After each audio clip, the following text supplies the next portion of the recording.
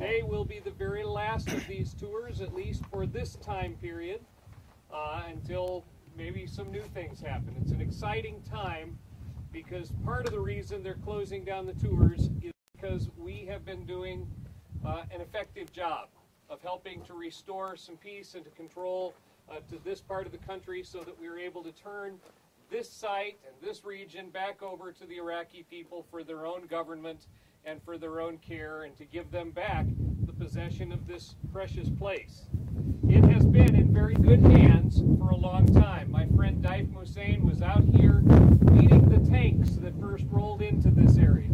When the Iraqi soldiers were running away and telling everybody who lived here, run for your life, the Americans are coming and they're going to kill everyone, Dhr said, that's nonsense. They aren't going to kill everyone, maybe just you. And they said, leave unless you want to die. And Dhr told them, I'll die sometime.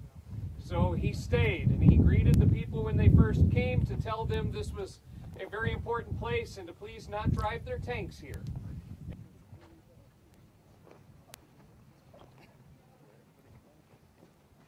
This building, temple, and the name of the temple called Dhl Qar. Mach, this in the Sumerian language. In English it means great. So the meaning of word Dhl Qar, the great platform.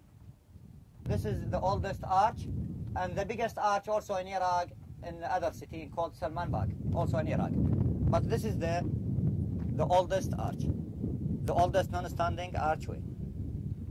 So, yes, other writing here also is the second oldest written language in the world.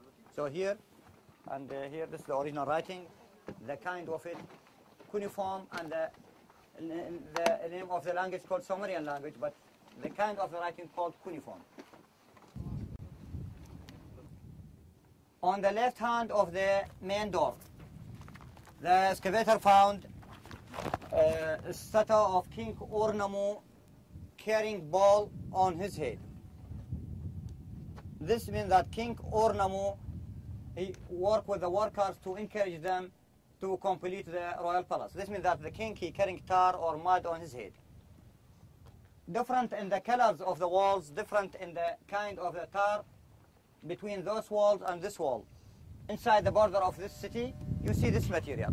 Because all the things in that time made from clay or from pottery.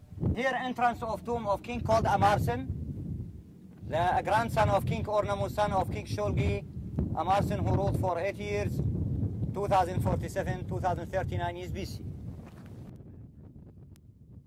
This home of a prophet Abraham, but rebuilt later on original foundations. This big house, 27 rooms, 5 courtyards, 3 stairs, 61 doors.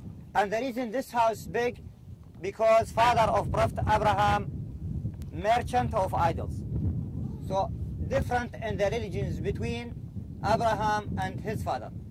Father of Prophet Abraham, he made the idols and selling it, a merchant of idols.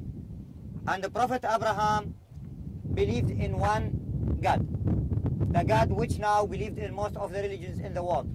I like to share a story as we are in this last room about Abraham. Abraham is a fascinating person. We don't find out much about him at all until he's 75 years old and God calls him. But I like to believe that God began calling and speaking with Abraham at some time prior to that. But let me back up on that just a minute and say that because Abraham played such a central role in Judaism, Christianity, and Islam, there are a lot of stories told about him that fall outside of the Holy Scriptures. In fact, I think maybe this is the room where his idols were set up on display, where people could come and look at them and purchase them.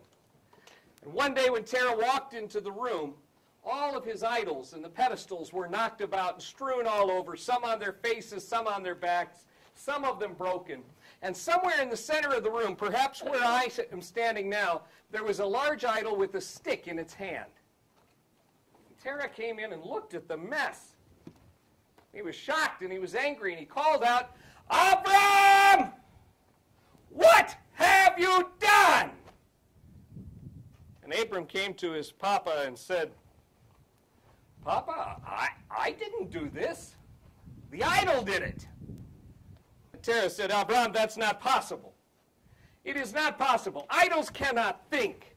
They cannot see. They cannot speak. They cannot move. It's not possible that the idol did this.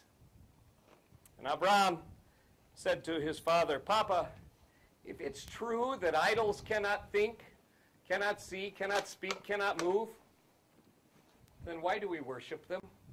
It would seem that at a very young age, perhaps while he was living in this very home, Abram had begun to experience the validity, the truth of that one living God.